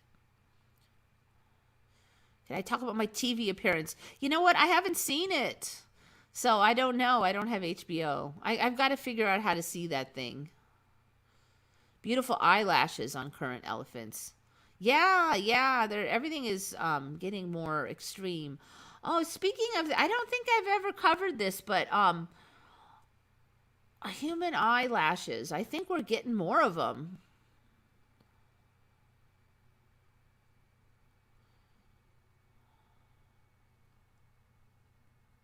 You can only see half of me, really? Let me see. Whoop. Sorry. I think I moved my computer a little bit. Okay. There. That should fix it. When I was typing, I was clumsy. I gotta not hide the, I can't cover that one little hole that gets the image. Fixed. So yeah, what's that show? Oh my gosh, I don't even know. There's an HBO show. Who knows what it's called? Basically, when I went to the Mandela conference last year before the control virus lockdown, they were doing some filming during the conference, and it was going to be some TV thing. I'm like, whatever, I don't know. And so that was the TV thing, and so there's this guy who does a show where he just like experiences weird things, and so that's the show. I haven't seen it though. But I talked to some other people who were in the show, and they seemed to think it was okay.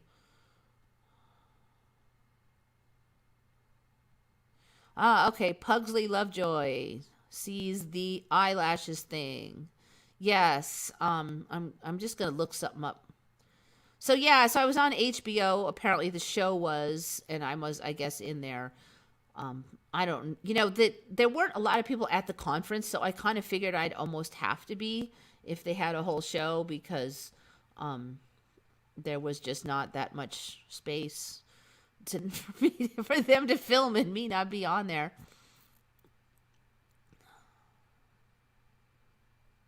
Okay, so eyelashes.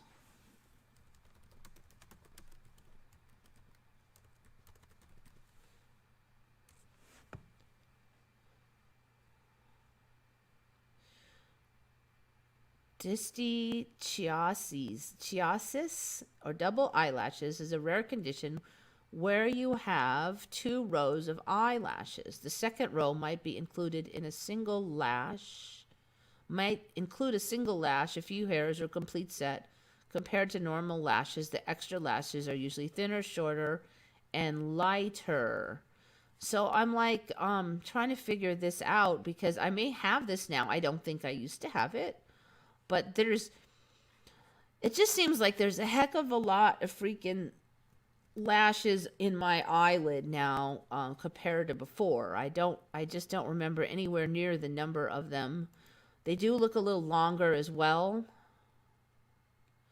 Maybe not as long as that one.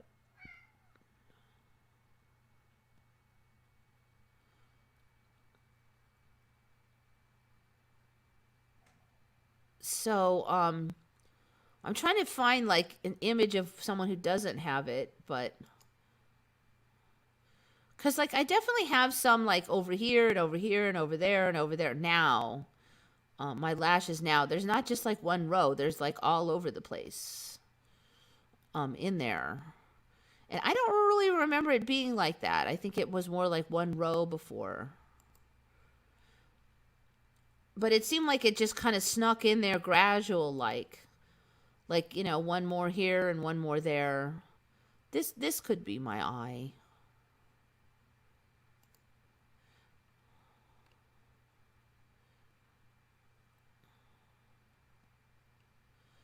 I'm just curious if anybody else noticed that they seem to have more or longer.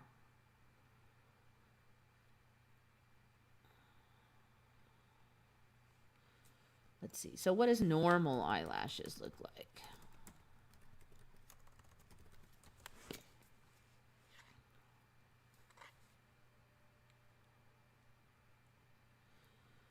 So, like, I look at this one and I'm like, how does that look different than the one I just saw? There's eyelashes all over the place on that eye. And that's just about, so they probably took an eyelash model for the image though. So I don't know, you know, is it going to be able to find a normal looking picture of eyelashes on here?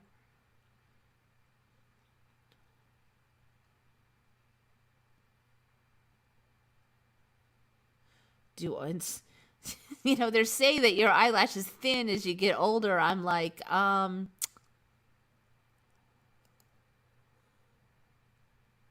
so what, is this one normal up here?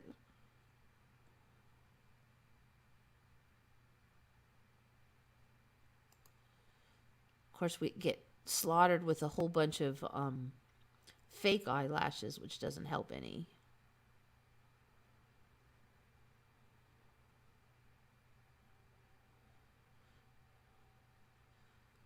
So I'm like, find an image of regular eyelashes. Maybe it's this one. You can't really see.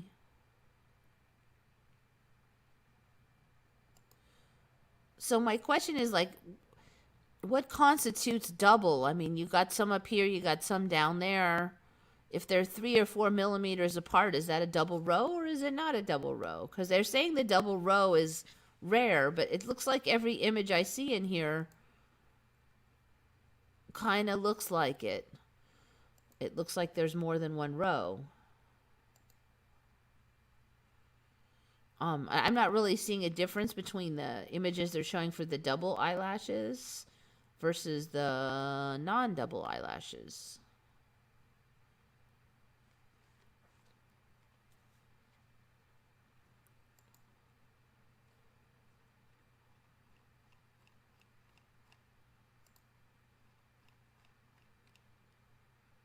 Types of eyelashes. Is that real ones or fake ones?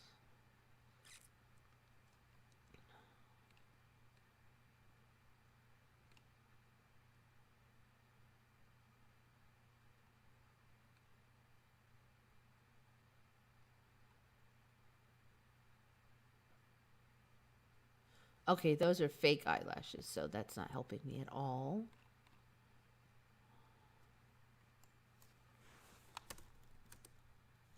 Normal eyelashes versus double eyelashes. Let's see if we can find something that way.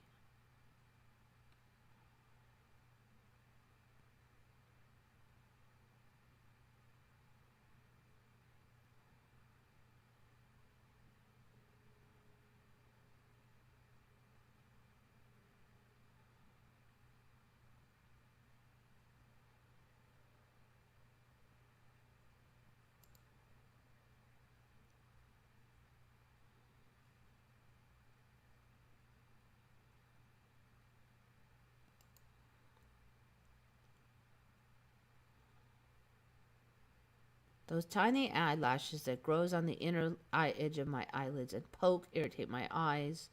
It also grows outside the lash line and near the tear duct.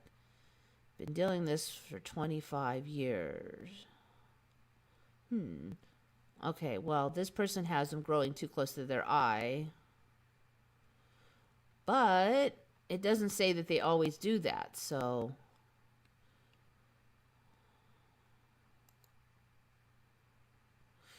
I don't know. I can't figure out who doesn't have eyelashes all over the place anymore from these images. That person hardly has any, but the few that they have come out from all over. I mean, one's way out on the side, one's halfway into the middle here. So even though they have very few lashes, they're all over the place. So I just don't get it. But anyway, so yeah, I think there's something going on with lashes though, because I have like way too many of them. So, all right, I'm going to do this last one now.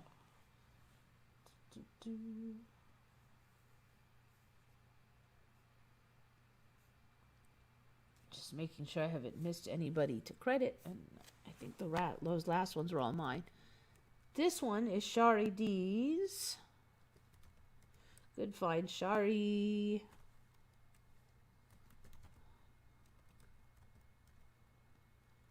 This one is really interesting. It's just another tech before its time, but I've just never seen this.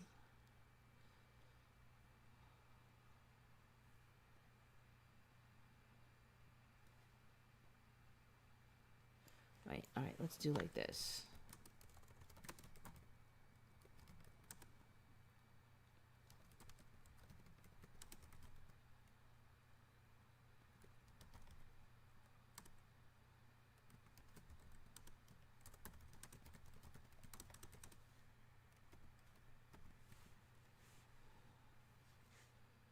So basically we had like something like a fax machine in the 1930s. And it was pretty ingenious the way they did it. So you could do like handwriting and this thing would copy it. And then it would get translated by these wands back to the other side. It's pretty cool. All right, so I'm going to scroll that because I don't want to get a copyright strike, but need to send a message to a friend 50 miles away. Today we've got plenty of options, blah, blah, blah. But back in the 1930s, the choices were much more limited. You could use the phone or write a letter or send a telegram, and that was it. Except for they had this thing called the pantograph. So apparently it was invented in like 1908. And it could be used through the 1930s. It calculated exactly where the pen was on the paper. Those positions were translated into electronic signals that would match an identical pen controlled by similar swiveling arms at the end of the communications line, drawing out an exact copy of the user's letters or drawings. First mentions of the telewriter appear in London in 1908. And every few years, there'd be a new notice in newspapers and journals about how the invention was improved. So apparently some presidents had it. There's a whole spiel about certain famous people having it, blah, blah, blah. Again, never heard of this. Very suspicious. But that's about it for me. It's been kind of a slow week. There was almost nothing on Redcon, nothing on anywhere. Most of the ones I found are probably older, except for like one or two.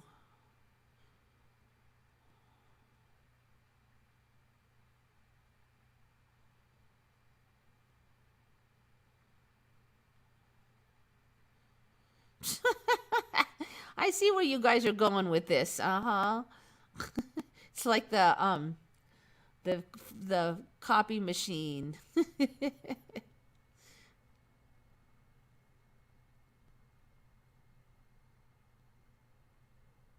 If we live within an unbreakable dome, that means aliens aren't from space, but somewhere else on this plane beyond our maps. That, or they could be some kind of interdimensional thing.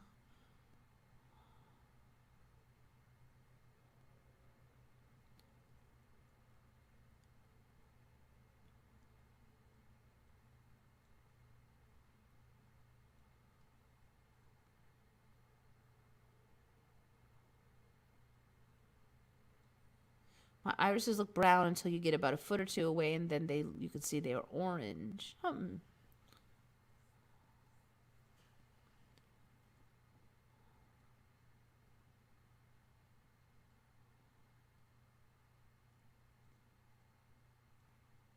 They abduct the RH because they are related. My old timeline did not have that RH thing. That's totally insane to me.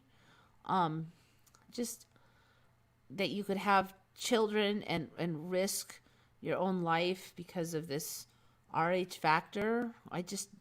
When did that show? Maybe 8 or 9 years ago? Yeah, right around 2012 is when it showed. Green-eyed folks. Well, I would be in trouble if green-eyed folks were. It doesn't run in my family. I've never heard of any history of abduction. So whatever, they're not interested in me, I don't think. I've never heard of anybody in my family having it happen. I don't recall any abductions. And we don't have that RH negative thing either, so.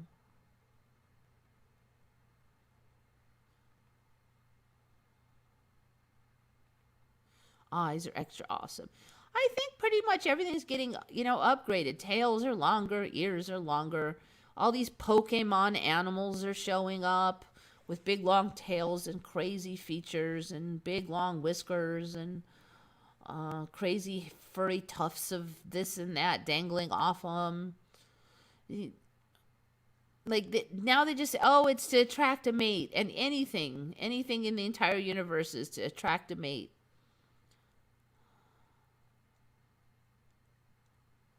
I only see normal eyelashes and fake eyelashes. I don't know. All I know is when I look in the mirror, there just seems like there's eyelashes all over. And I had read about this double eyelash thing, and I'm just like, well, what's the difference? I can't. Everybody in the images has eyelashes all over. But then, I mean, if you're going to use a model for eyelashes, you're going to pick one with a lot of them generally, right? So I don't know. Do your guys' eyelashes look like those ones in the images I showed? Do you have like kind of eyelashes all over? Did you always? I don't know. I feel like I have a lot more of them, and they're more all over my lid than they used to be. And there's a few of them that are poked out that suddenly like really long too. For a while there was one over here that was just like, it was long and it was kind of interfering with the other eyelashes. And so every time I blinked, it was like, felt weird. And I finally just started mashing that one down, and it's finally kind of lined up properly. But it was really irritating for like a week.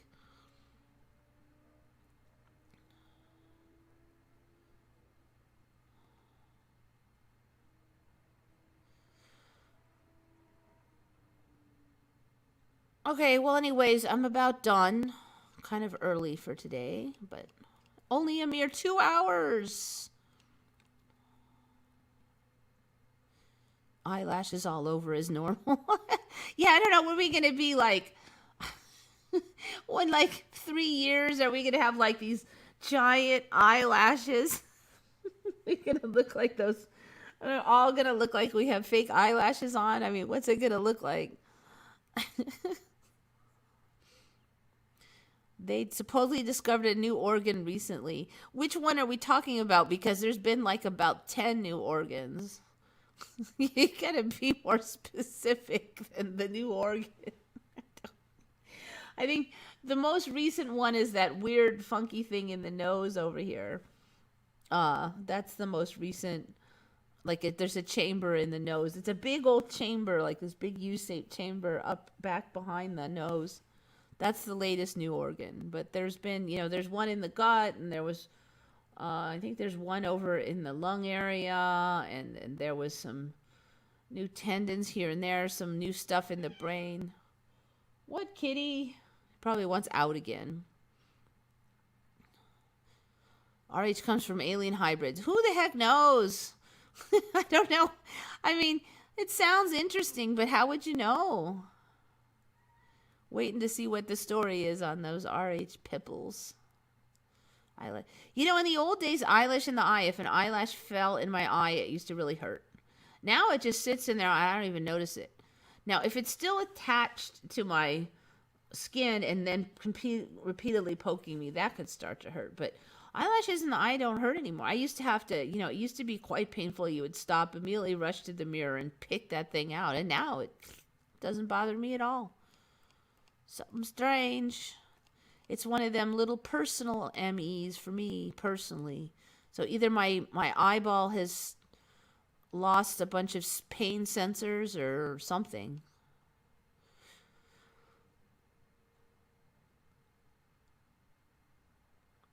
Newsom's wife is an actress, and she has been in some movies like Mask Off, and I forgot at least one other that is very... Oh, that's interesting. All right, I'm going to have to do that one. Newsom's. Let's find out what her name is. Wife. Jennifer Siebel Newsom.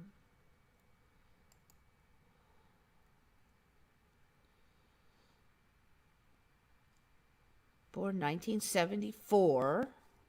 So she's 46. American documentary filmmaker and actress. Director, writer, and producer of the film Misrepresentation, which premiered in the documentary competition 2011 Sundance Film. Examines how media has underrepresented women in position of power. Her second film, which she wrote, produced, and directed, The Mask You Live In. Ho, ho, ho, ho, ho. Ho, ho, ho, ho. That's pretty creepy. Was premiered in 2015 Sundance Festival. It is an examination of American society's definition of masculinity. Masculinity. The mask you live in. Oh, ho, ho, ho. The mask you live in, really. Misrepresentation and the mask you live in. That's a good find. Wait, who said that? Was that Shari? Was that you? Eva's conspiracy senses are tingling. You have to admit that's pretty creepy. Come on now. Wait, who said that? That was smart. That was a good find. I have not heard that before. Phil Cantu, good find. Yeah, very interesting. Let me see if there's anything else. She's second oldest of 5 girls. Attended Branson School. Graduated from Stanford with a master's in business admin. Her studies focused on conservation policy and third world development.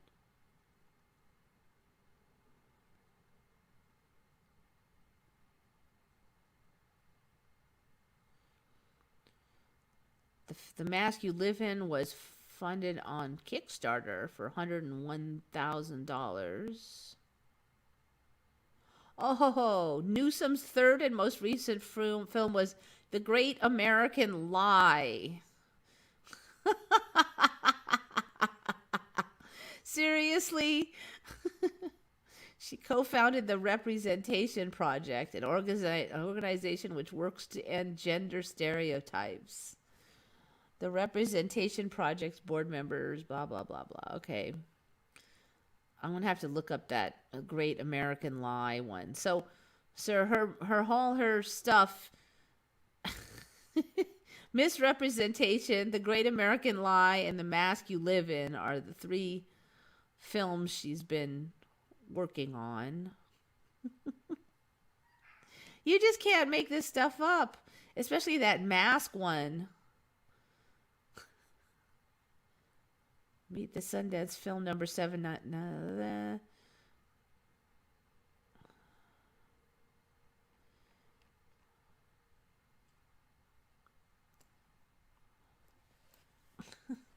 Let me see if I can find out what that Great American Lie is.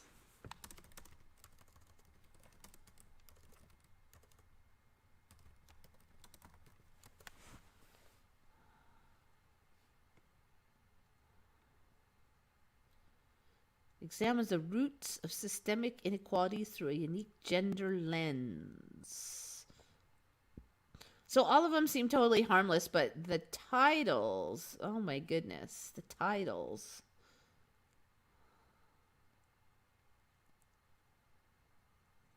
With America facing widening economic inequality and stagnant social mobility, this film takes audiences on an empathy journey, inspiring a path forward.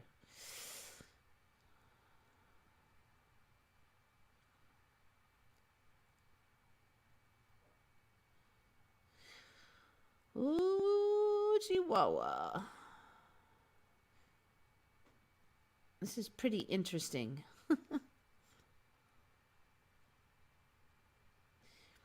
Great American Lie exposes how this inequality is rooted in our beliefs, with the cultural pendulum swinging too far towards revering things we consider masculine, like individualism, power, and money, at the expense of things we consider feminine, like empathy, care, and collaboration. All right, yeah. I don't know. That's just a little bit too suspicious. This timeline definitely likes to have these weird synchronicities.